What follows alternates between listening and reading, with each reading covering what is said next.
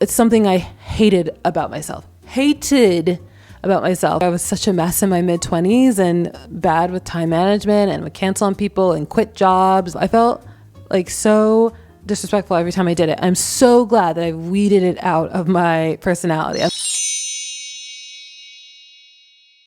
As someone who used to be the most obnoxious plan canceler when I was in my mid-20s, trust me, I know how annoying it is to have a serial plan canceler in your life. And believe me when I say the person who's doing all the canceling, they don't feel great about it. Let's just get that straight. So I wanted to make a video talking about what could be going on if you are dealing with someone who keeps canceling plans on you. Is it an avoidant person? Could it be something else? We'll get into that. But first, if you're brand new here, welcome to my channel, Confessions of an Avoidant. My name is Wando. Welcome back if you're not brand new here. And let's jump right in.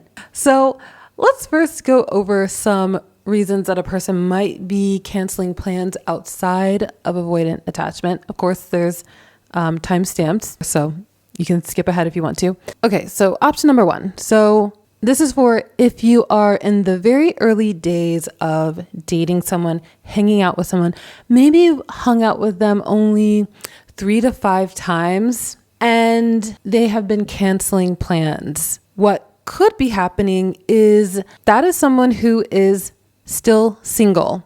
And it could just be that you were or are one of their options of people that they're keeping the door open for while they're dating, meeting new people. They're in their right to do that as they're kind of vetting through the dating process who they want to see again. It could be something as simple as because they're still single, they have an abundant social life and they have friends that they do stuff with, and that's filling up the slots in their week. And sometimes they are not good at managing their time when it comes to juggling all those things. And this isn't me defending someone who cancels a lot. Again, I used to be that person.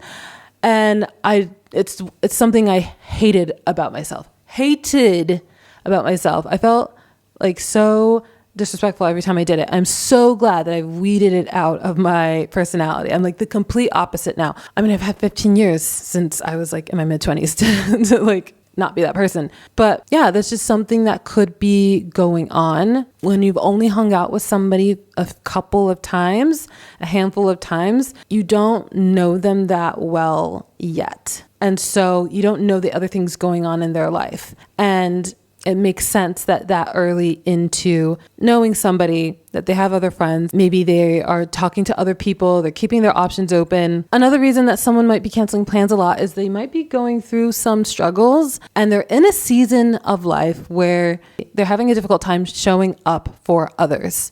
This could be mental health struggles, financial strife, family problems, health struggles. And I think sometimes when we're just being human beings going through life, doing our best, we can not understand how much these things are chomping away at our ability to be someone who can be reliable and dependable and really, really think of someone else's time when we're so in the trenches of our own stress. And, if we were thinking completely clearly, then we would have a better time kind of seeing with a bird's eye view how we impact others. This is part of life.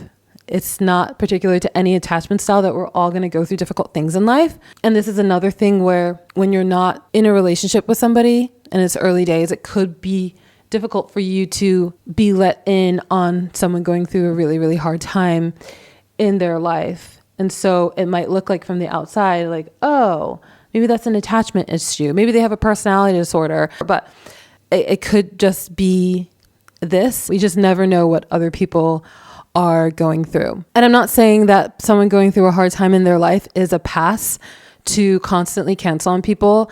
A big part of why I felt like I was such a mess in my mid-20s and bad with time management and would cancel on people and quit jobs. And I was such a mess is because I was going through a hard time myself, but some of that I look back on and I'm like, I could take more accountability. Now, if the person is avoidant, they could be canceling plans because they want closeness, but when it's time to actually execute on that, make the plan, meet up with the person, the negative associations of closeness and being around another person, being around their energy, leaving their comfort zone of their home, those negatives start to rise to the surface and outweigh the positives of closeness and following through on that plan. Now I'm going to approach this from two angles, maybe an avoidant person like I was in my 20s who was like dating and had a social life and canceling plans a lot. And then also next from the angle of if you're seeing this in an avoidant that you're in an actual relationship with. So the first one, on top of going through some difficult things in my mid-20s, on top of that, this was going on a lot as well. Sometimes I feel like when you are being around other people, for an avoidant person, it's almost like you use up all of your energy resources to be in other people's space and give them your emotional attention. And then you're kind of at this deficit for a while. And like sometimes I would like make a plan. And then when it was time to actually hang out with the person and spend time with the person, like I just couldn't get myself to do it because I was at that deficit where by the time it was time to meet up, I didn't have any emotional bandwidth to give to anybody. And it like hit me when it's like, oh, it's 7:30. We're supposed to meet at 8:15 and it takes me 30 minutes to drive into the city and I just can't do it. I'm already 5 minutes late. I think I was there a lot in my mid-20s.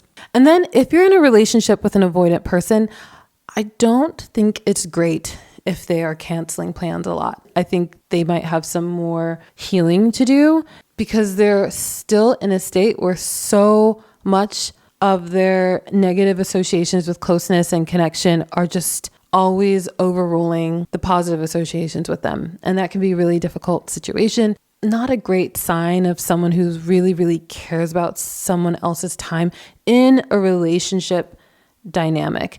And I also want to emphasize it is easiest to know if you're dating an avoidant person, if you're in a relationship with them, at least, 3 to 5 months, they're in your life, you're in their life on a weekly basis, talking and texting on a daily basis, spending quality time together. These things can be moving at a slower pace. That's okay. But as long as it's a consistent weekly basis where it's an actual relationship, you can really tell over time and really collect enough data that you're truly in a relationship with an avoidant person.